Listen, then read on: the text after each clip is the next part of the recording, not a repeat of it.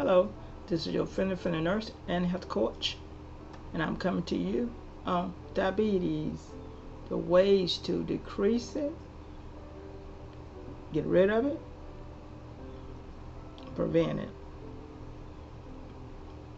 And I want you to like and share your videos. One way to decrease your A1C in your diabetes is boiled eggs.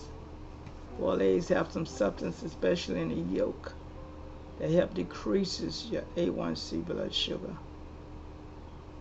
And it's better to boil your eggs instead of frying them, because fried food's not good for diabetes because of the chemicals it's giving off from the being fried. So boiled eggs decrease your A1C, and you can eat up to like 2 a day. You don't want to overdo anything. Everything's called discipline.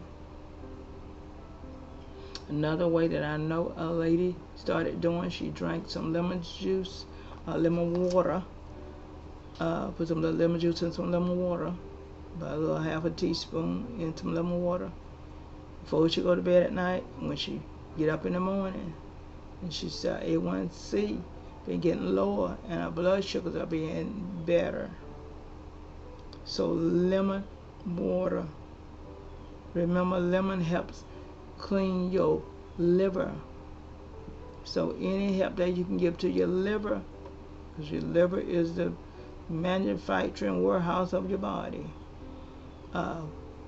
it helps break down everything in your body, stores your fats, your glucose, your nutrients in your body. You want to improve the liver as much as possible to keep your pancreas and all the rest of your organs in your body to work properly. So lemon water is a good thing to help decrease that blood sugar and that A1C to be decreased. Cinnamon is another thing. We'll put a little cinnamon in your palm of your hand before you get ready to eat. It will cut a lot of that sugar that's in your food, or starch that's in your food, carbohydrates, from being infected to your pancreas and your beta cells in your pancreas. So a little cinnamon in the palm of your hand before you eat, about 10-15 minutes before you eat, or right before you eat, because cinnamon will go into your system, and your blood system will go down a pill. If you get this cinnamon seasoned and drink some water behind it right before you eat. Another thing that will help increase your blood sugar and your A1C is whole wheat bread, not white bread. You want white bread because it turns to starch, which turns to sugar. Pumpernickel bread is very, very awesome because it got a lot of nutrients that you need and a lot of fiber that you need. You need a lot of fiber to help build your proteins and your tissues and your cells up in your body. You can have a good bowel movement, regulate your bowel movement, your digestive tract, because you need to keep your system detoxed out, being a diabetic. They help you from being a diabetic. The more regulated your bowel movements are, the better your organs and your cells are going to work in your body. You want fruit that's fruit with not tampered with, the fresh fruit if you can get it as a diabetic.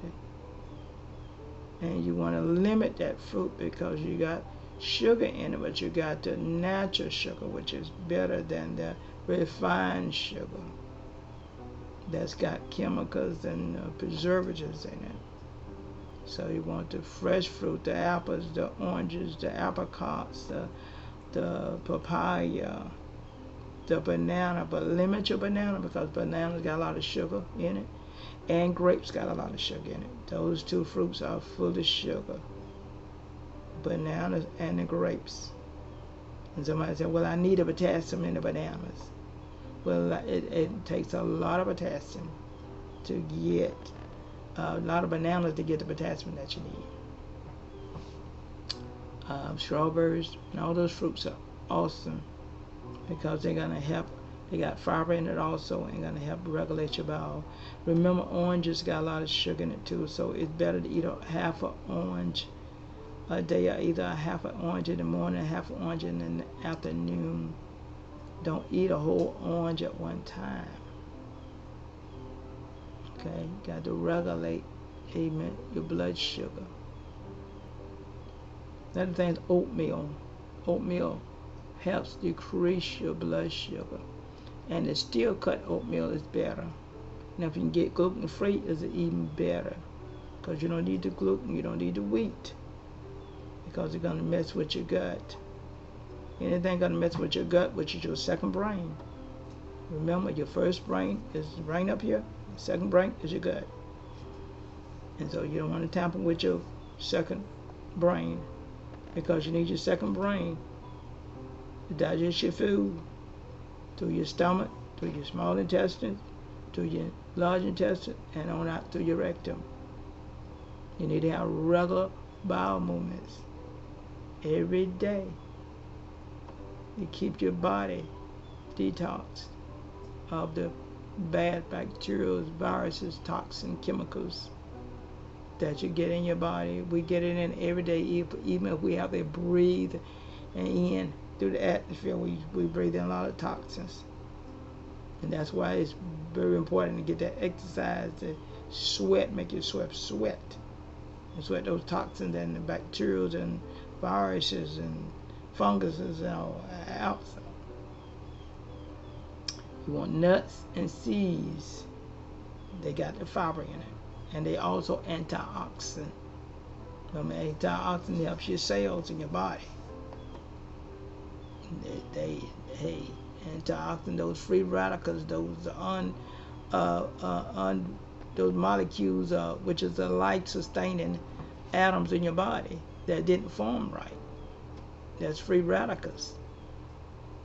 And antioxidants, they can clean those free radicals out and they help repair the damage to the cells in your body.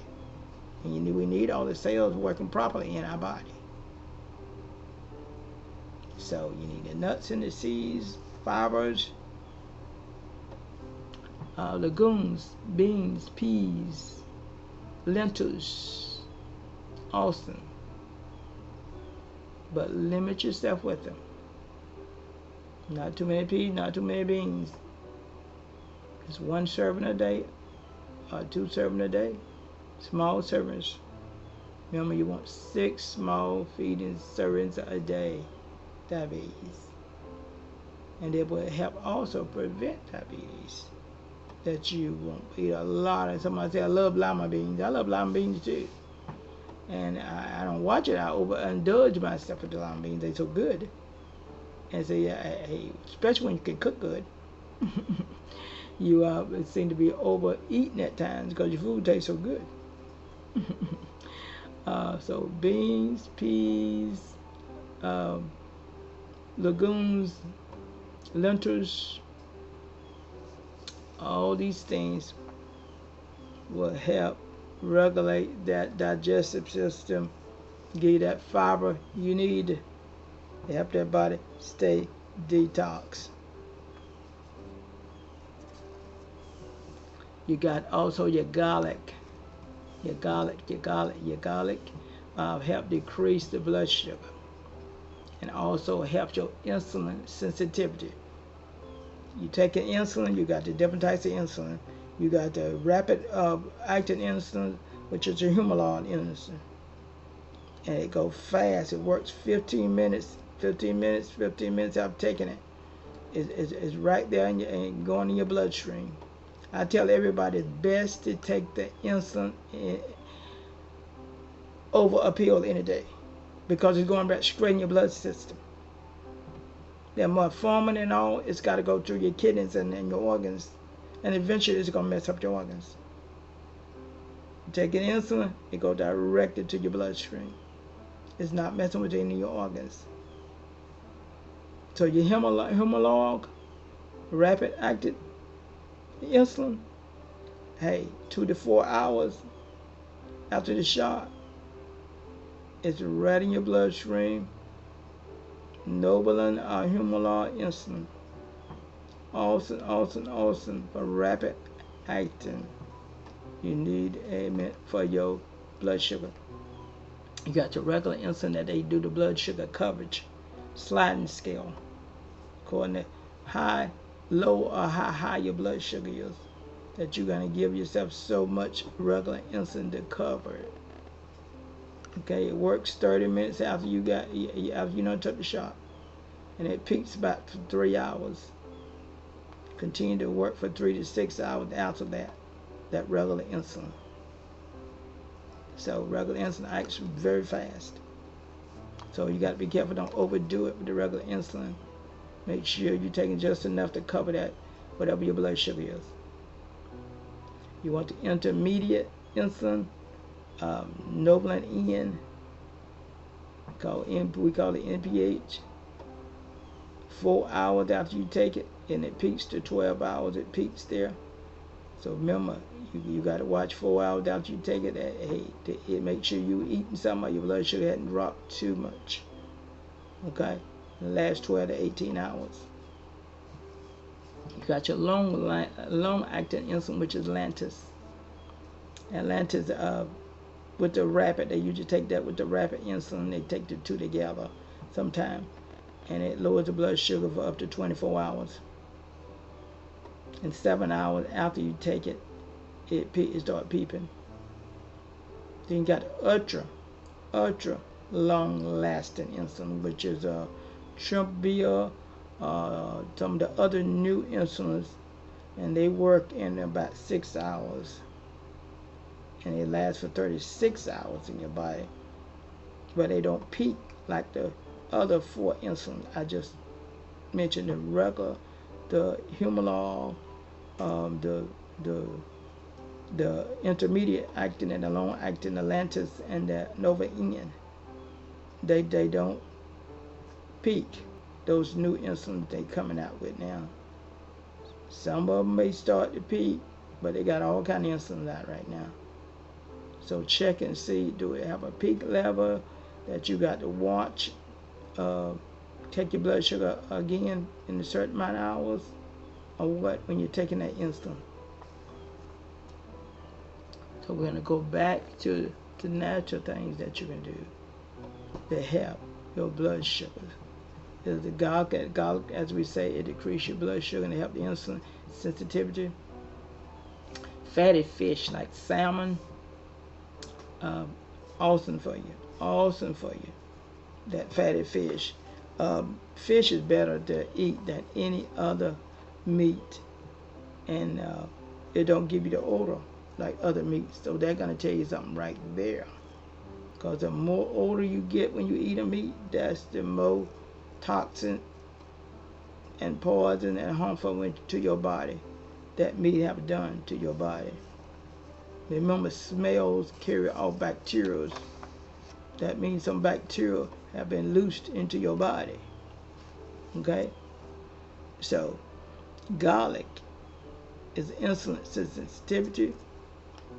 And you got the fishes, the anchovies, the polyp fish, the fish oils. A lot of people love to take fish oils. Fish oils don't agree with everybody.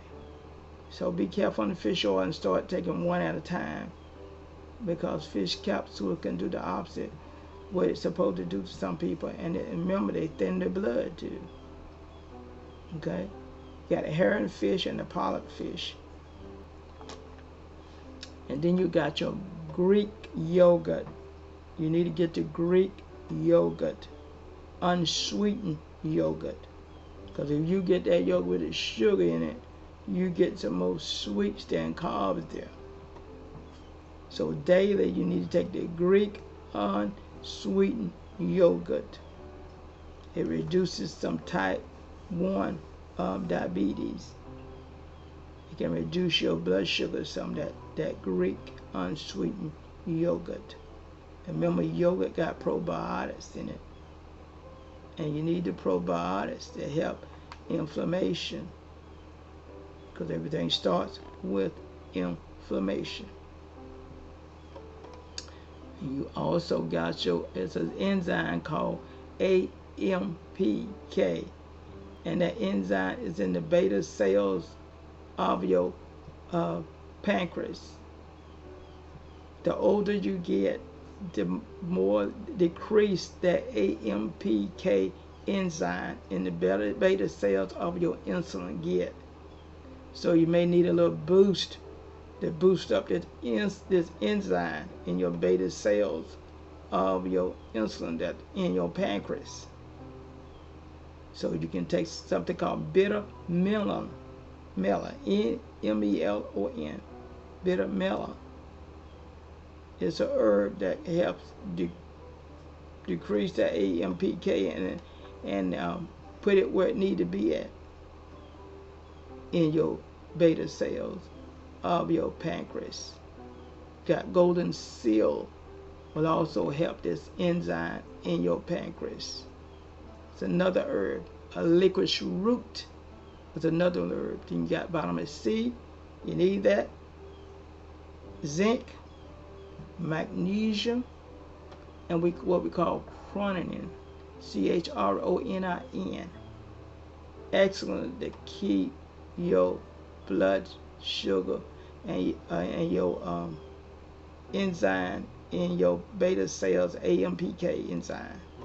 They keep it where it need to be at in your beta cells of your pancreas, to keep that insulin secreted the way it need to be secreted. We also got some herbs that are very excellent for blood sugar. You got American ginseng and alpha-proic acid. Alpha-proic acid, you put those two together, the alpha-proic acid and the American ginseng together, and you can take those for your blood sugar. You can take it with your insulin or without your insulin. If you're not taking insulin, you're just taking a pill. Alpha-proic acid, ALPHA, LIPORIC, alpha-proic acid, and American ginseng. Two awesome things for blood sugar. If you want to do it naturally, that's the way to go. Then you got fenugreek. Fenugreek is awesome for blood sugar. Keep your blood sugar regulated. And as we talked about, top cherry was another thing. But you got to limit yourself with top cherry, because top cherry has some natural sugar in it. Ginger will help your blood sugar. Get your blood sugar where it need to be at. Aloe vera will help wash blood sugar out of your bloodstream. You know you're not ate some sweets, you know, ate too much of starch or something you shouldn't eat. Have that pure 100% aloe vera close by, and drink some aloe vera every day. You can, you got aloe vera herb, the herb itself, the plant itself. You can cut it open and eat some aloe vera out of it every day. Will help with your blood sugar. Help clean the blood sugar out, the sugar out of your blood. Oregano is another herb, and you use it as a season, and it helps regulate your blood sugar. You got what we call gruben. Gruben is another herb, along with sage. Sage is awesome for a lot of stuff. Sage. These are some of the herbs, just some of the herbs that are good for your blood sugar. And we love you. We want you to live a long and healthy life. Don't forget to like and share your videos. We want you to have a long and healthy life.